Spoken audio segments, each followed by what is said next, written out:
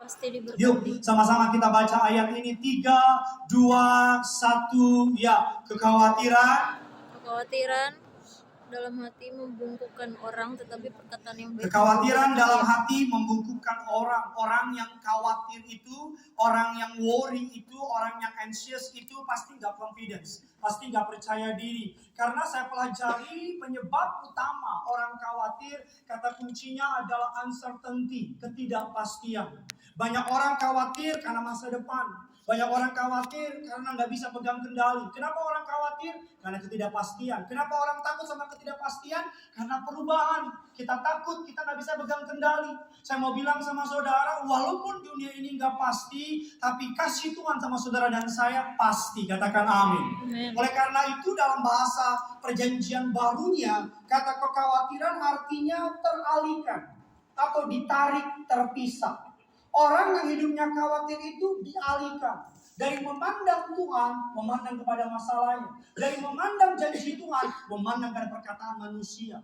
Hari ini saudara yang khawatir, mohon maaf, selama 2 minggu ini saya banyak mendapat feedback dari jemaat. Via DM, via WA, dan via yang lainnya. Bukan via Valen tentunya. Mereka banyak bilang sama saya, Pak Pendeta, thank you for your sermon. Bukan sermon, saya sermon dari Tuhan. Dibilang, Pak Pendeta, saya orang yang khawatir. Bahkan beberapa mereka kirim sama saya suicidal thought. Mereka pengen bunuh diri. Bahkan beberapa dari mereka kirim foto. Tangannya disayat-sayat.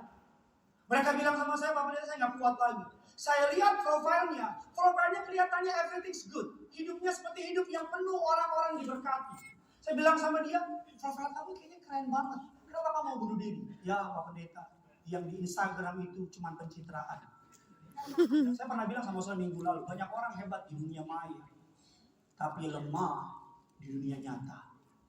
Banyak orang mengejar apa yang ingin dilihat.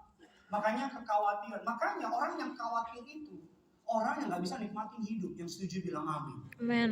Kita sedikit belajar neuroscience. Saya bukan ahlinya tapi I do research. Neuroscience saudara adalah menggabungkan antara pengetahuan saudara tentang otak dengan pengetahuan. Mereka meneliti tentang otak. Dan ada juga yang namanya neuroteologi. Menggabungkan antara firman Allah dengan yang namanya pikiran kita. Nah, neuroscience ini menemukan di otak kita ada yang namanya amigdala. Amigdala ini teman dari angin dharma. Itu siap. Saudara yang ketahui satu angkatan kita. Yang burung garudanya gak jelas itu. Amigdala adalah mendeteksi ancaman, memicu respon tubuh. Amigdala yang bertanggung jawab sama ketakutan. Sebagai contoh, saudara lihat ular, saudara takut. Itu dari mana? Amigdala. Gak ada orang lihat ular, ih lucu. Kecuali dia Panji sama petualang. Amigdala adalah yang merespon ketakutan. Saudara masak, tiba-tiba pancinya panas, saudara lepas. Itu amigdala. Bisa bayangin nggak kalau nggak ada amigdala? Dia masak nggak kerasa. Bukan hanya dagingnya yang matang, tangannya juga matang. Nah, amigdala ini celakanya, bukan celakanya. Tuhan menciptakan amigdala ini. Kita ini semua diciptakan dengan sangat pinter. Bilang kiri kanan saudara, sebenarnya kamu tuh pinter banget. Bilang. Sebenarnya kamu bilang sama yang baru ngomong. Saya juga nggak percaya. Bilang saudara. Ya, sebenarnya kita diciptakan itu very smart. Nah, amigdala itu, dia itu kalau saudara sebagai contoh, tolak dalam nama Yesus. Kalau saudara pernah misalnya jalan ditabrak sama mobil pickup warna putih. Walaupun kejadiannya udah 20 tahun. Tapi kalau saudara lihat dari atas ini mobil pickup warna putih, kau deg-degan, ketakutan. Itu dibilang trauma. Nah, celakanya amigdala itu merecall. Kalau saudara pernah pacaran sama orang, pacaran dari SMP, SMA, sampai kuliah, sampai bekerja, tapi nikahnya sama orang lain. Iya. Lagu lama. Nanti jagain dua orang. Apalagi putusnya begini, kamu terlalu baik. Iya. Menyala abangku.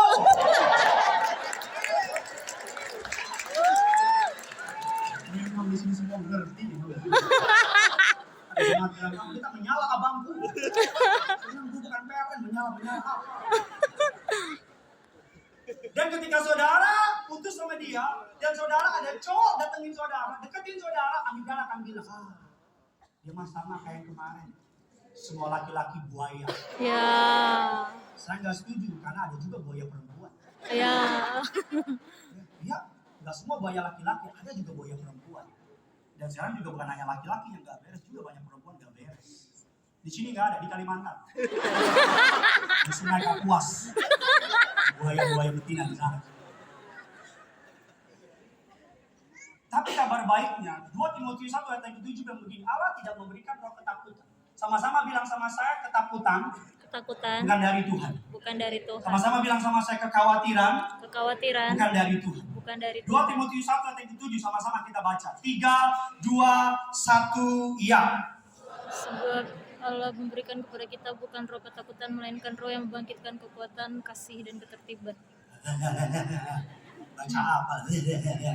Sebab Allah memberikan kepada kita bukan roh, Ketakutan, melainkan roh yang membangkitkan kekuatan, kasih, dan nah, puji Tuhannya, Allah bukan yang menciptakan amigdala. Dia menciptakan sebuah fungsi lain di otak untuk balance. And by the way, amigdala is good. Rencana Allah, amigdala itu ada untuk ngingetin saudara. Supaya saudara aware. Kalau saudara lihat sesuatu yang membahayakan, dia akan memberi sinyal kepada tubuh kita untuk run away. Saudara lihat kebakaran, itu amigdala, lari. Kalau nggak ada amigdala, ya. lala, kok anget ya? Iya, anget ya. Amigdala is good, tapi banyak orang karena trauma. Nah, Allah memberikan yang lain di kepala kita. Saudara, buktikan omongan saya, membuktikan di kepala kita untuk membalance amigdala itu. Nama istilahnya adalah prefrontal cortex. Ini yang bikin kita jadi human being. Ini yang bikin kita jadi manusia. Disinilah nilai moral, disinilah yang namanya empati, disinilah yang namanya moral dan sebagainya. Kalau amigdala, saudara malam-malam tidur, mungkin karena rumahmu pernah dirampok, tolak dalam nama Yesus. So lagi itu tiba-tiba ada bunyi grek, amigdala bilang, maling. Tapi prefrontal cortex bilang, bukan, itu kucing. Dia yang ngingetin. Dia itu yang bikin kita nggak khawatir. Contoh berikutnya lagi, saudara ada temanmu pakai tas baru, mereknya Bottega. Bottega, karena harganya mahal. Amigdala kan amigdala itu bagian julidnya. Julid. Itu amigdala ngomong gini, tas baru, pasti pinjol tuh. Prefrontal cortex ngomong gini, enggak mungkin pinjol. Siapa tahu di mana arisan. Amigdala bilang, iya arisan pinjol. Amigdala. Saya bisa ngerti nggak maksud saya? Dokter menyetujui pendapat saya, 90% penyakit berasal dari pikiran. Bahkan penyakit milenial zaman sekarang yang terkenal dengan istilah kerennya GERD. GERD. Bahasa aslinya asam lambung. Bahasa orang Bekasi, mah. Orang Batak bilang, dah ngaruh ngepeng. Tapi sudah sosok keren. GERD. Lapet. Aduh. GERD. Padahal asam lambung. Asam lambung. Penyakit GERD datang dari mana? Pikiran. Pikiran itu bahaya loh. Pikiran itu bisa mensabotase kita untuk benci orang. Pikiran bisa mensabotase masa depan kita. Kita lihat ketemu bos kita. Makanya orang yang khawatir itu suka jump to the conclusion. Suka lompat kepada kesimpulan. Orang khawatir itu cepat ngambil keputusan karena takut. Saudara umur 30 tahun khawatir gak ada pasangan hidup. Ada cowok deketin ngajak nikah langsung kau suka. Iya. Padahal kau gak yakin dia dari Tuhan apa bukan. Karena khawatir. Khawatir itu bahaya. Makanya saudara jangan menikah karena buru-buru. Jangan menikah karena dipaksa. Jangan menikah karena usia. Jangan menikah karena disuruh. Menikahlah ketika saudara telah bertemu yang dari Tuhan. Amin. Ya, menikah dengan orang yang salah, neraka di bumi. Menikah adalah keputusan terbesar kedua di hidup ini. Yang pertama menerima Yesus sebagai Tuhan dan Juru Selamat. Yang kedua memilih orang yang benar. Ini diem semua kenapa? Salah menikah bagaimana?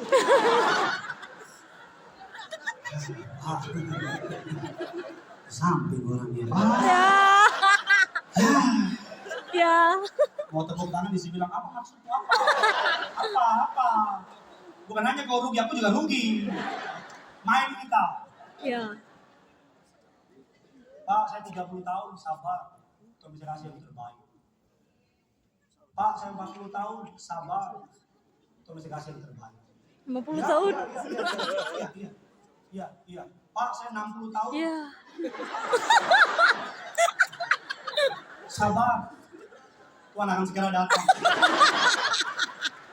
Mau apa lagi? Aku menyenang.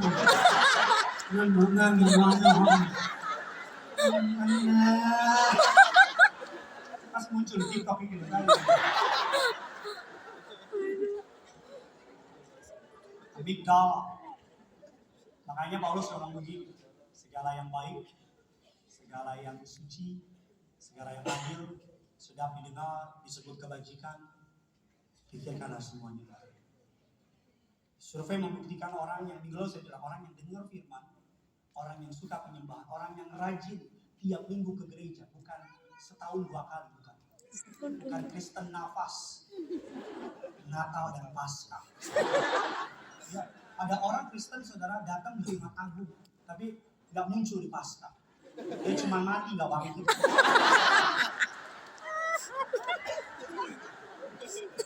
Saya dapat WA di situ. Pak, khotbah yang lama, pendetanya masih jauh. Puji Tuhan. Kita akan selesai jam 12 malam. Ya, kalau saudara dengar firman, renungkan, maka free frontal cortex akan kuat.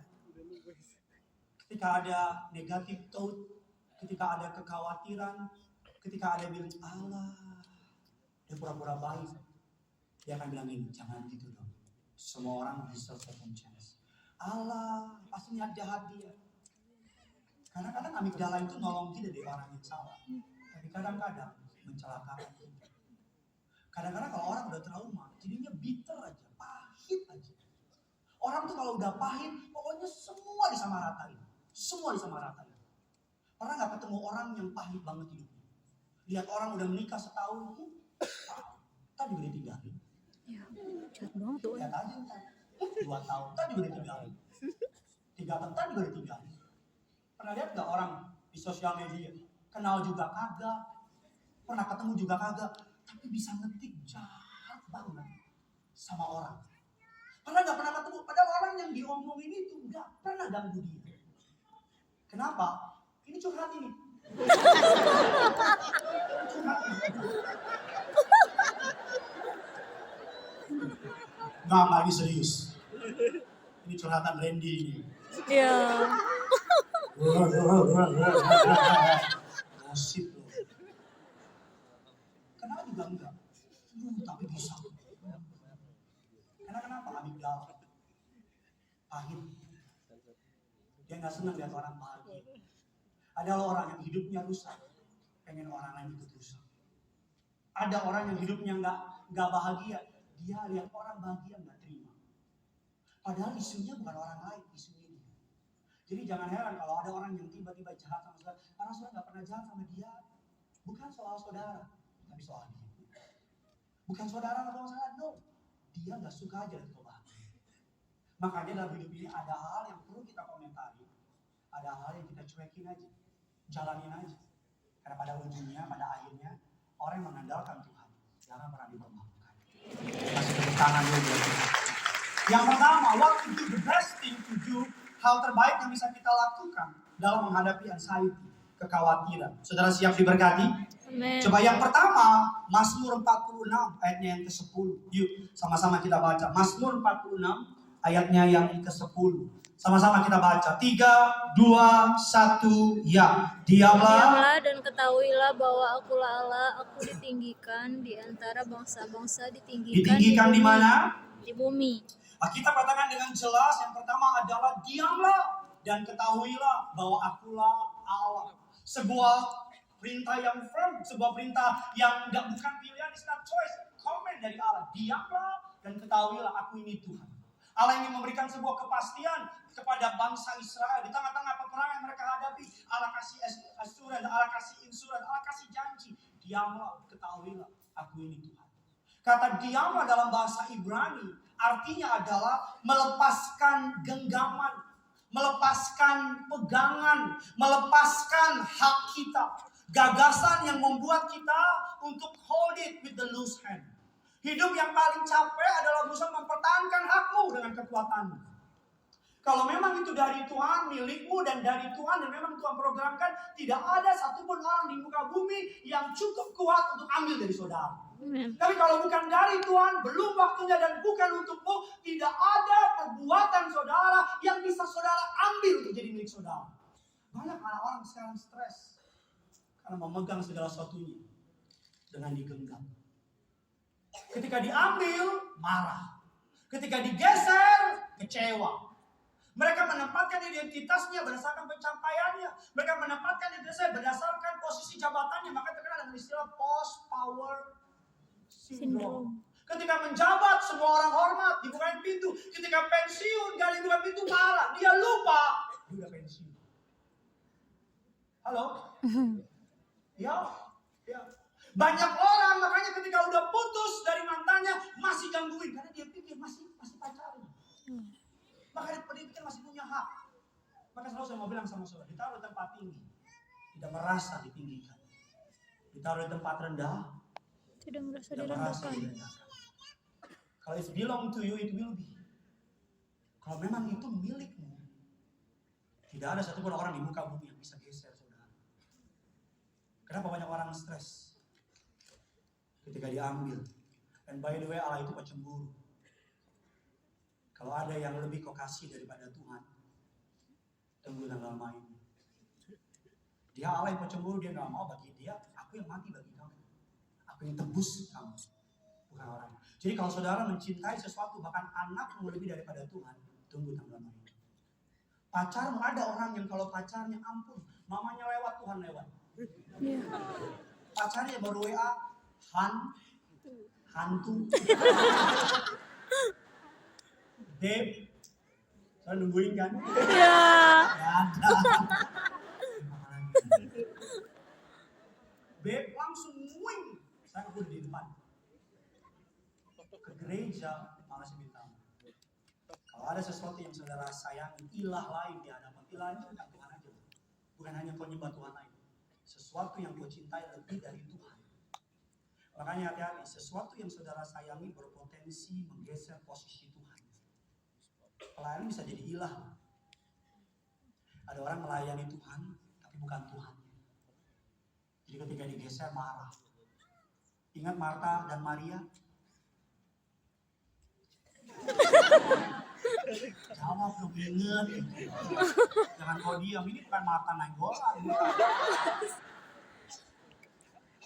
Marta dan Maria. Lalu sekolah minggu, ada dua bersaudara, Maria dan Marta. Suatu hari Yesus datang ke rumah mereka. Maria sibuk di kaki, Marta sibuk melayani. Marta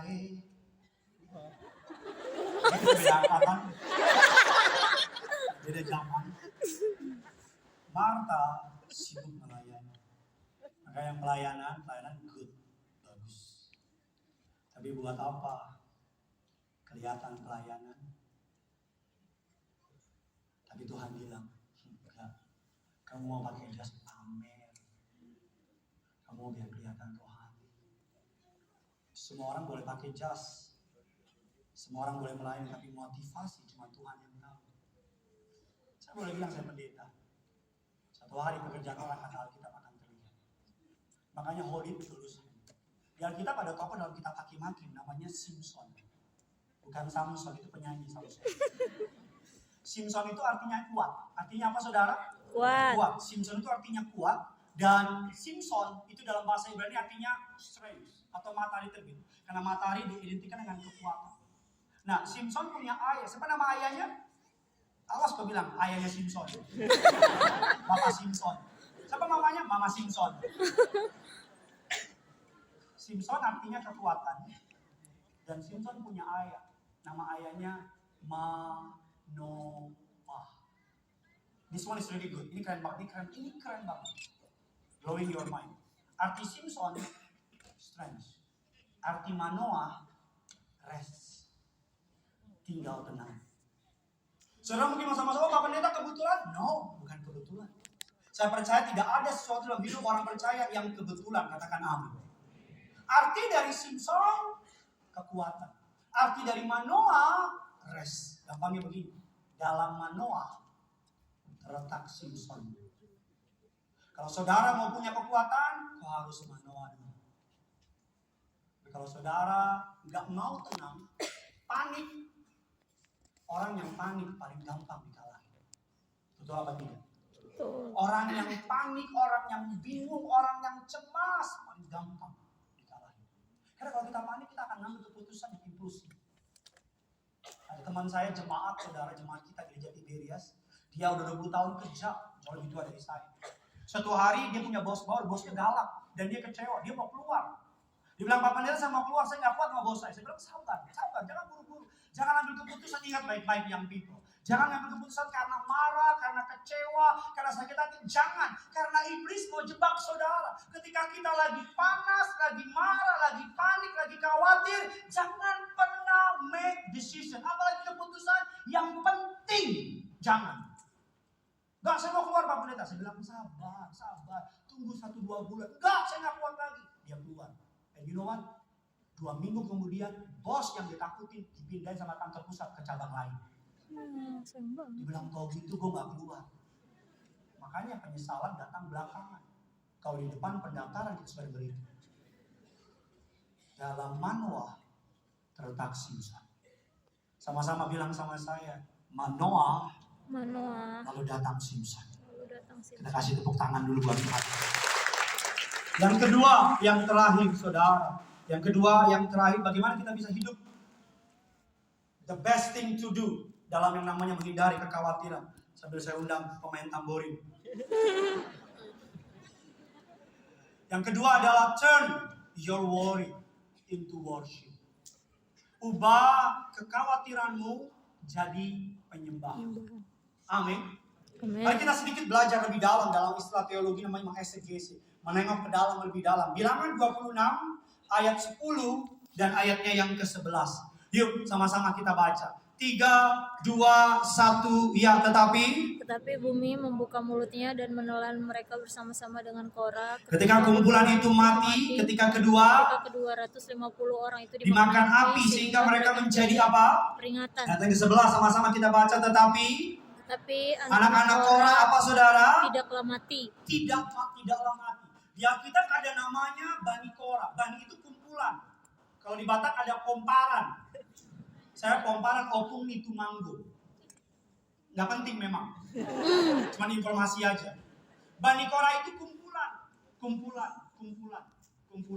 Nah dalam bilangan 28, Bani Korah ini rebellious, berontak terhadap Allah. Mereka bersungut-sungut, mereka mengeluh. Dan Allah marah, Allah bilang sama Musa. Ini long story shortnya begini. Taruh orang yang melawan ke kiri, suruh pilih-pilih. Taruh orang yang mau taat ke kanan. Singkat cerita, Bani Korah dengan seluruh keluarganya di kiri. Dan yang mau taat, yang gak bersungut-sungut di kanan. Dan Allah melakukan yang menarik. Bumi, tanah terbelah menjadi 2. Dan Bani Korah ditelan oleh tanah itu. Mirip azab film Indosiar. Ada juga loh, azab jemaat yang tidak tertawa sama job pendetanya ada. Iya. Ada itu saudara ada. Kalau nggak salah di kitab Wahyu berapa gitu. Wahyudin apa Wahyu apa sih nggak tahu. Wahyudin. Ini bercanda saudara, bilang mencari mana ada. Jadi Allah saking marahnya tanah dibelah jadi 2, mereka masuk. Dan kita bilang anak-anak Korah dibiarkan. Kalau kita bilang anak-anak pasti under 30, di bawah 13. Karena bagi orang Yahudi, orang dewasa itu setelah bar mitzvah. Bar mitzvah itu 13 tahun. Jadi 12 tahun ke bawah dianggap anak kecil. Di atas 13 tahun, berarti udah dewasa. Pas 70 tahun, itu bukan dewasa lagi. Udah. Allah marah semuanya. Saya bisa bayangin nggak anak-anak yang hidup gimana? Mentalnya gimana? Bisa bayangin nggak perasaannya?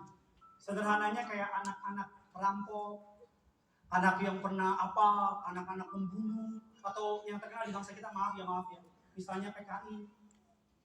Stigmanya itu. Karena kadang-kadang hukuman sosial jauh lebih jahat daripada hukuman negara. Yang menarik Bani Korah, kalau kita baca Mazmur 42, Mazmur 41, Mazmur 81, Mazmur 79, dan banyak Mazmur yang lain, keturunan Bani Korah berbeda dengan papanya.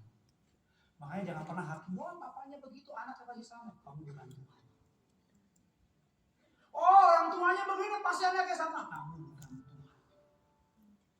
Kalau saudara pernah dihakimi seperti itu, jangan ambil hati. Mereka bukan Tuhan. Gak ada yang bisa mengubah masa lalu. Makanya kenapa kita suka film Doraemon? Karena di sana ada mesin waktu.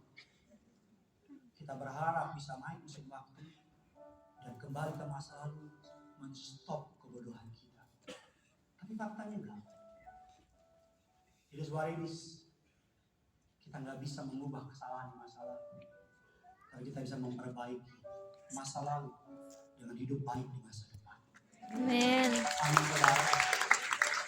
Mazmur 42 ayatnya yang pertama bilang demikian. Untuk pemimpin biduan nyanyian pengajaran Bani Korah. Mazmur 84, rindu kepada kediaman Allah. Untuk pemimpin biduan menurut lagu Gitit Mazmur Bani Korah. Bani Korah. 2 Tawarik 20 ayat yang ke-19. Kemudian orang Lewi dari Bani Kehat dan Bani Korah bangkit berdiri menyanyikan puji-pujian bagi Tuhan Allah Israel dengan suara yang apa? Sangat nyaring. Yang sangat nyaring. Keturunan dari Bani Korah, walaupun orang tuanya dikutuk oleh Allah, tapi dia dapat mengubah kutuk jadi berkat. Apa kata kuncinya?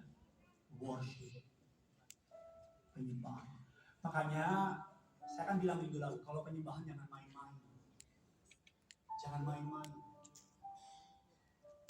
Kalau kau lagi berat, nyembah. Kalau kau punya masalah, nyembah.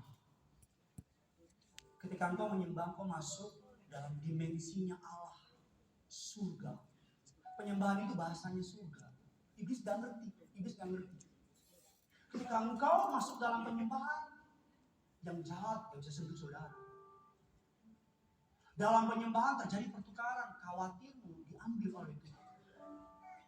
Saya baca sebuah kutipan memberkati seperti demikian. Turn your worry into worship and watch God turn your battle into blessing. Ubah khawatirmu jadi penyembahan dan lihat Tuhan ubah peperanganmu jadi kemenangan, jadi berkat. Satu ayat terakhir, 1 Petrus 5 ayat yang ke-7. 1 Petrus 5 ayat yang ke-7. Sudah diberkati, amin. Amin. Serahkanlah segala kekhawatiranmu kepadanya. Kepadanya sebab apa? Kamu. Ia apa? Yang memelihara kamu. Ini kekhawatiran. Kita bilang serahkan kepada Tuhan. Kita punya Tuhan. Kita bilang serahkan kekhawatiran. Mungkin orang yang jahat, teman yang palsu, sahabat yang tusuk dari belakang, mungkin ekonomi, mungkin pengen bahagiain mama tapi hidup aja susah, buru-buru bahagiain mama. Mungkin kau dari kampung punya mimpi yang besar tapi sampai di Jakarta, kebenaran hits you hard, nabrak engkau. Mungkin kau stres di kantor dan sebagainya. Kita bilang serahkan kepada Tuhan.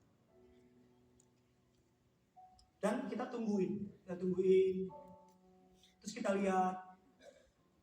Tapi kenyataannya orang yang jahat sama kita hidupnya malah baik-baik aja. Kenyataannya ekonomi kita nggak berubah.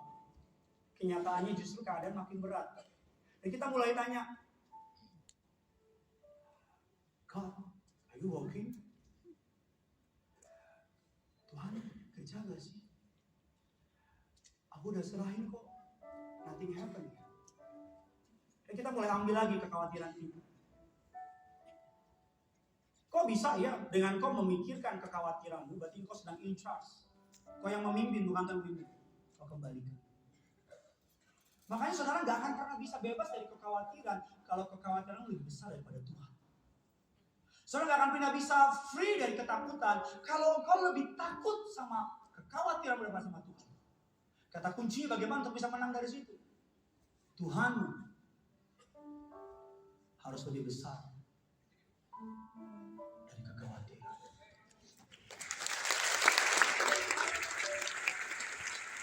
Makanya ketika Tuhanmu lebih besar daripada kekhawatiran, serahkanlah segala kekhawatiran kepada Dia. Ia akan memelihara kamu. Saya nggak pernah bosan-bosan ngomong ini. Ada seorang anak kecil tanya sama papanya, "Pak, serba besar Tuhan itu." Papanya nengok ke langit dan bilang, "Kamu lihat pesawat di atas nggak?" Anaknya gini, "Kecil banget ya Pak, masa Tuhan sekecil itu?" Papanya bilang, "Ayo ikut sama Papa." Anaknya dibawa ke bandara, mendekat kepada pesawat. Dan ketika mendekat ke pesawat, anak bilang, "Wow, ternyata kalau dari dekat pesawat gede banget ya Pak." Dan papanya bilang, demikian dengan Tuhan. Seberapa besar Tuhan itu tergantung dari kedekatanmu sama Dia. Semakin kau dekat sama Tuhan, semakin besar Tuhan. Semakin kau jauh dari Tuhan. Saudara mau tahu nggak? Strategi iblis cuma satu, bikin kau jauh dari Tuhan. Itu aja. Strategi iblis dari dulu sampai sekarang nggak pernah berubah. Bikin kau kecewa sama Tuhan, bikin kau marah sama Tuhan. Karena iblis tahu, ambil anak dari bapaknya, anak gak bisa buat apa-apa. Tugas itu cuma satu, nempel pada pokok anggur. Kau akan berbuah. Makanya Yesus bilang, di dalam aku kamu berbuah banyak, tapi di luar aku kamu gak bisa buat apa-apa. Saya doa, makanya Paulus bilang, segala perkara dapat kutanggung di dalam Dia yang memberikan kekuatan. Selamat hari Minggu. Tuhan Yesus memberkati kita. Sama-sama kita bangkit berdiri, kita datang sama Tuhan.